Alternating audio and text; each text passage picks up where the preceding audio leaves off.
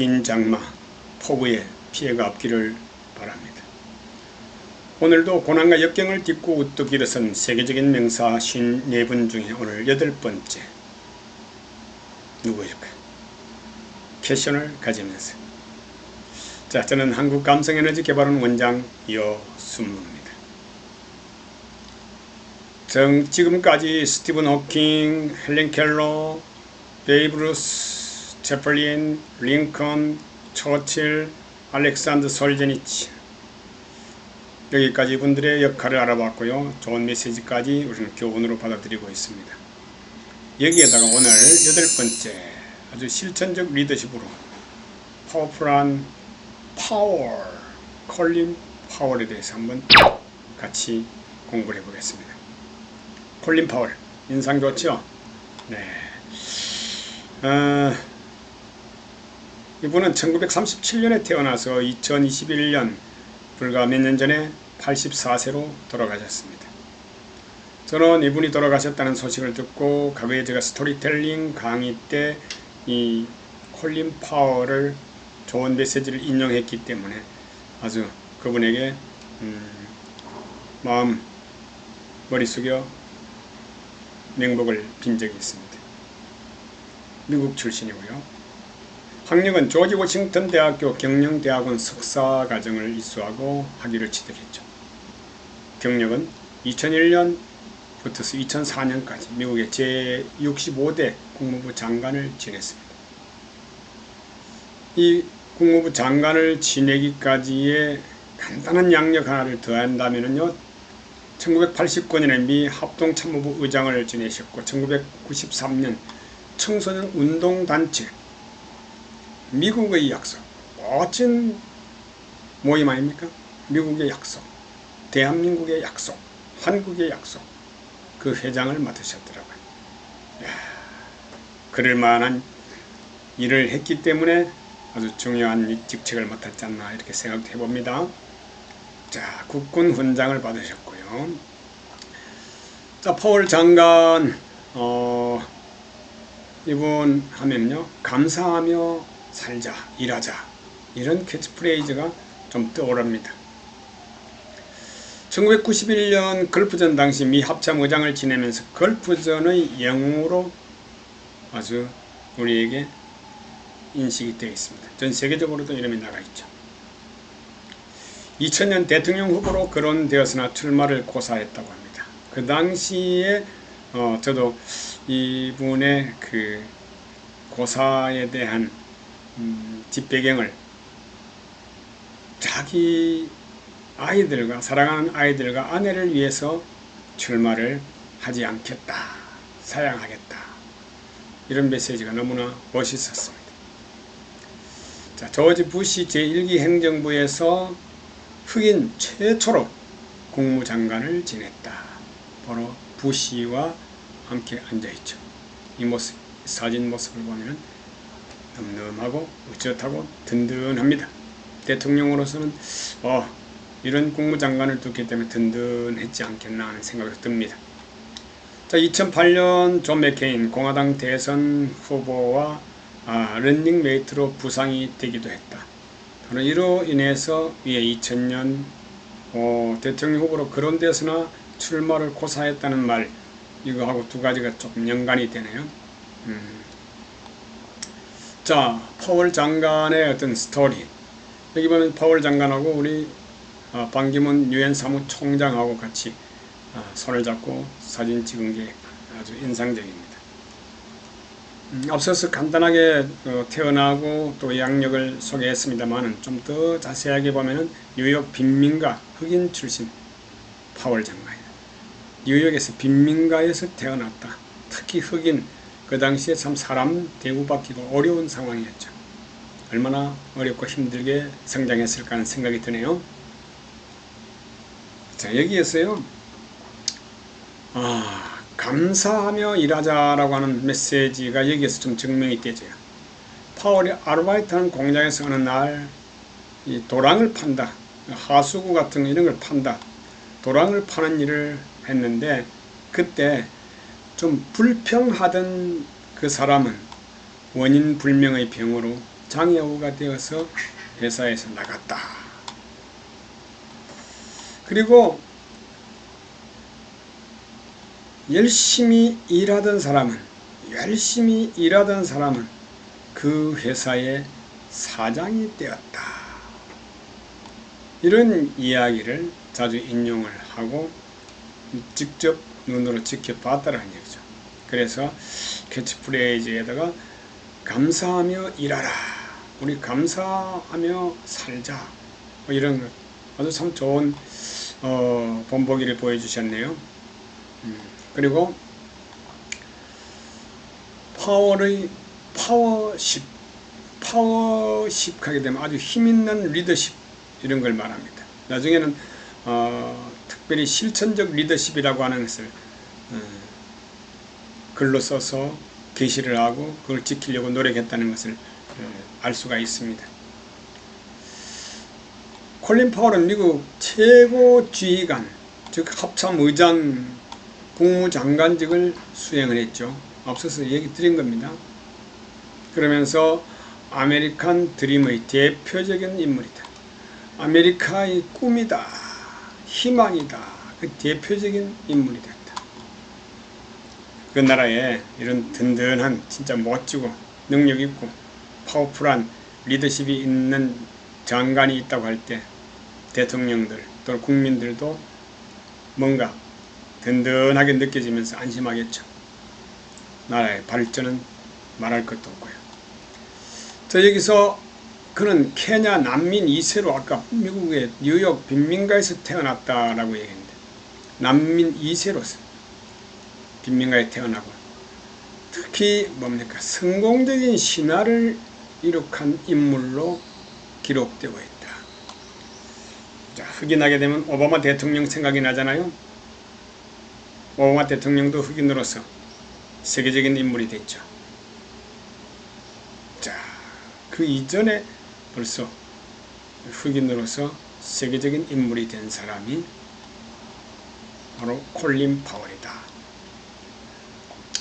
그는 자신의 책상 위에다가 뭐라고요? 리더십 지침, 이게 바로 앞서서 제가 소개해드린 실천적 리더십, 어디다가 책상 위에다가 써놓았으며 그 지침대로 살려고 노력을 하였다.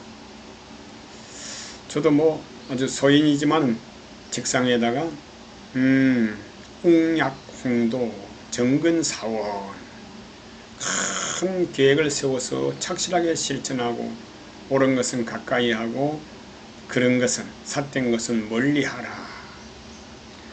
비도진세,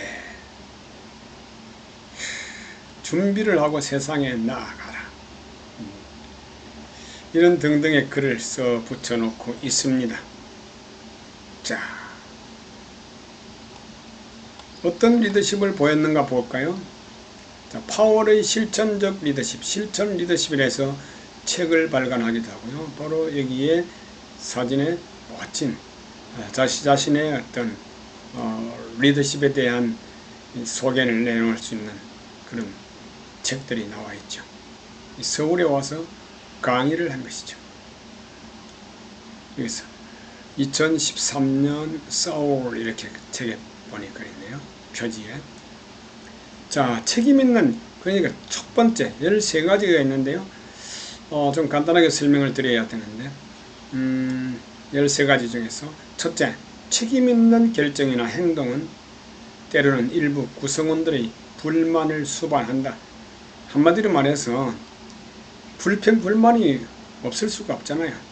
그래서 일부의 불평이 두려워가지고 모든 사람을 똑같이 기분 좋게 한다면은 남이 보기 좋을 것 같지만은 사실은 조직에서 창조적이고 생산적인 사람을 어떻게 한다?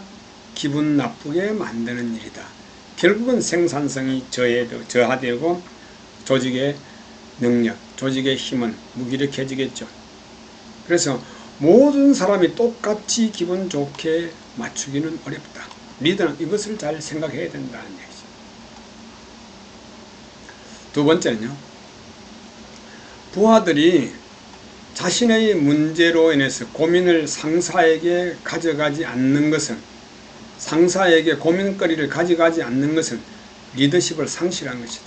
한마디로 부하가 쉽게 접근을 해야 되는데 부하들이 부담감을 가지고 가까이 하지 않는다면, 그리고 자신의 고민을 털어놓지 않는다면 그 조직은 이미 벌써 무너진 것이고 훌륭한 지도자라고 할 수가 없다. 리더의 자격이 없다. 이런 뜻이 되겠죠. 자, 세 번째는요. 비판받는 것을 두려워하지 마라. 비판받는 것을 두려워하면 큰 일을 할 수가 없죠. 리더십은 맹목적인 복종에서 나오는 것이 아니다. 그냥 막 시키는 대로만 한다고 해서 되는 게 아니다. 그래서 리더는 비판받는 것을 두려워하지 마라. 여러분, 자 1번, 2번, 3번까지 이렇게 보고 우리 생활 속에서 어떤 불만이 있는 건 당연하다. 그리고 고민을 서로 털어놓을 수 있는 그런 좋은 인간관계를 가져라. 내가 리더로서 이럴 때 비판받는 거 두려워하지 말고 옳고 그름을 잘 분별해서 적극적으로 밀고 나가라. 이런 메시지가 되겠습니다. 자, 세 번째로는 자세한 일이라든지 좀 세세하다는 것은 작은 일이겠죠. 세세한 일이라고 무시하지 마라. 작은 일이라도 무시하지 마라. 자, 그리고 다섯 번째는 어떤 일을 시도하기 전까지는 무엇을 얻을지 아무도 모른다. 금방 눈에 목표점에서 목적이 이루어지는 과정이 눈에 보일 정도 돼야만 일하는 그게 아니다. 언제 어디서 뭐가 일어날지 아직 모른다. 그러나 목표를 분명하게 하고 열심히 하라. 자, 여기서 두 가지가 있는데요. 행편없는 중간관리자가 있고 또 훌륭한 중간관리자가 있어요. 행편없는 중간관리자 어떤 사람이냐? 명시적으로 해도 된다는 말이 없다. 이렇게 하시오, 합시다 이런 말이 없다. 그 일은 할 수 없는 것이고, 훌륭한 중간관리자, 이렇게 하지 말라는 말이 없는, 그런 없음으로 해서 그 일을 할 수가 있다. 너무 하지 말라 또는 이렇게 해라고 얘기하지 않는 것, 이 두 가지가 다 문제점이 있다. 그래서 지도자는 분명하게 이렇게 합시다 라고 명시적으로 하기도 해야 되고, 또 이거 절대 안 됩니다 라고 하지 말라 이 말이죠. 자, 그리고 여섯 번째, 무엇인가를 해내는 조직, 그리고 계획, 경영, 이런 것은 뭡니까? 한마디로 이론이 아니다. 이론이 아니고 우아한 사람이다. 오직 최고인 인재를 얻음으로써 위대한 업적을 이룰 수 있다. 뭐 조직을 만들고 계획을 세우고 경영을 하고 하는 이론적인 게 아니다. 사람이 중요하다는 것. 일곱 번째, 조직도나 그럴듯한 직함은 무의미하다. 겉으로 번지르하게 만들어 놓고 있는 것보다는 내실을 기하는 것이 중요하다는 것. 자, 현재 업무에 너무 몰입하지 마라. 현재 업무에 너무 몰입하고 다른 것을 둘러볼 수 있는, 즉 변화를 시도할 수 있는, 창의적으로 나갈 수 있는 그런 것들이 없다고 한다면 그것은 몰락으로 가는 것이다. 아니, 그 일은 해낼 수 있어도 다음 더 큰 일을 할 수 없다 이 뜻이 되겠죠. 자, 아홉 번째, 지속적인 낙관주의는 힘을 배가시킨다. 그래서 우리는 할 수 있다. 네가 하면 더 잘할 수 있다. 우리가 하면 멋지게 할 수 있다. 자, 이거는 지금 현재 되고 있다. 이런 뭔가 지속적인 낙관주의에 대한 이 자체를 가져야 힘이 서로 더해진다, 배가 된다 이런 뜻이 되겠습니다. 자, 열 번째는, 자, 여기서는 우리가 필요 정보량이 40에서 70만 되면 배짱 있게끔 밀고 나가라. 일을 추진하라. 이리 재고 저리 재고 여기에서 뭐가 로스가 생길까봐 뭐 이렇게 하다 보면 제대로 못한다는 얘기죠. 그리고 달리 판명되지 않은 한 현장 지휘관은 옳고 뭐가 분명하게 드러난 잘못이 아니라면 후선 조직은 틀리다. 말로만 무성해질 수가 있다. 자, 지휘를 즐겨라. 그 대신에 휴가를 얻으면 미련 없이 떠나고 가족들과 함께 시간을 보내라. 잘 놀 줄 아는 사람이 일을 잘할 수 있다. 이런 말. 그래서 지휘를 즐겨라. 일할 때 열심히 재미있게 하라. 이런 뜻이 되겠죠. 통솔은 고독한 일이다. 통솔은 고독하다. 우리가 그냥 생각해봐도 알잖아요. 일 시키는 사람 입장에서는 외롭습니다. 그리고 리더십의 핵심은 어렵고도 분명한 선택을 해야 되는데 책임을 회피하는 것은 지도자의 직무유기다. 통솔은 고독한 일이지만 자기 책임을 다해야 된다. 어렵고도 분명한 선택을 해야 되는데 리더십의 핵심은 뭐라고요? 리더십의 핵심은 어렵고도 분명한 선택을 해야 한다. 그리고 책임을 다해야 된다. 이렇게 13가지를 간략하게 알아봤습니다. 자, 콜린 파월. 리더십, 즉 실천적으로 해야 될 리더십. 요거 좀 많지만은 한두 가지 정도는 꼭 기억하셨다가 우리 생활에 한번 접목을 시켜서 자기 자신의 리더십을 한번 길러보시기 바랍니다. 자, 파월의 명은 2가지를 소개해드립니다. 뭐 100가지도 있고 뭐 엄청 많아요. 그 중에서 제가 2가지 좀 우리가 기억했다가 활용하면 좋겠다는 생각으로 가져왔습니다. 뭐 영어 발음이 제가 시원치 않기 때문에 뭐 대충 얼버무려가지고 콩글리시 한번 해보면은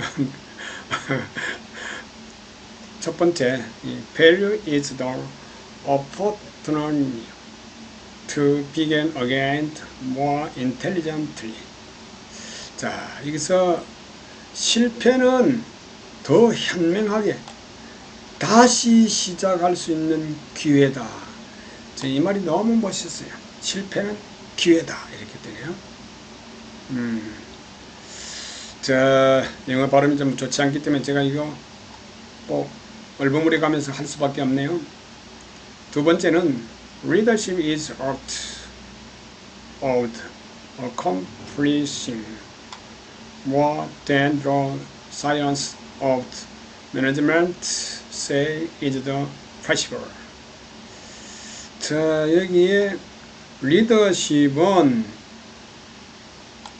경영학이 말하는 것보다도 더 많은 것을 성취하는 기술이다. 이야, 멋있네요. 이 말이 멋있어요. 리더십은 경영학이 말하는 것보다는 훨씬 더 많은 것을 성취하는 기술이다. 리더십은 경영학이 말하는 것보다도 더 많은 것을 성취하는 기술이다. 자, 이 밖에도 많은 메시지가 있습니다만 오늘 이 2가지를 소개를 드리고, 자, 흑인으로서 세계적인 스타가 된 파월에게서 우리 배울 점이 많다는 것, 이 시간에 한번 알아봤습니다. 여러분, 당신의 파워 리더십, 실천적 리더십을 위하여 준비했습니다. 지금까지 상황의 마술사 코핑 헬프 요승모였습니다. 감사합니다.